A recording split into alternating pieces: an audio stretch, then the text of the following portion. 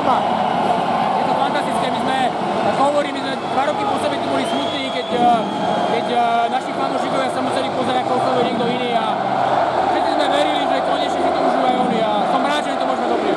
Jedno slovo od teba zaznelo, zaslúžené, absolútne, víťaz základnej časti, absolútny líder. Ako hovorím, my sme zišli na začiatku sezóny s tým, že sa v tréningu chceme zlepšovať, dotiahnuť to najďalej a konečne pre týchto fantastických ľudí vyhrať.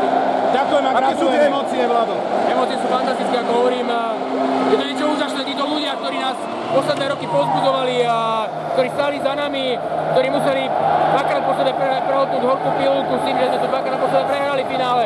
Takže je to fantastické kvôli týmto ľuďom, kvôli celému mestu, kvôli vedeniu, ktorí, dá sa povedať, pred 2005 prebudovali mužstvo, začali od znova. Takže naozaj všetkým veľká vďaka. Asi jediný deň, kedy vám nevadí, že ste celý od šampanského? Určite nie, len trošku, ako hovoríme, trošku zima. Takže už sa teším, kedy pôjdem sa predtým.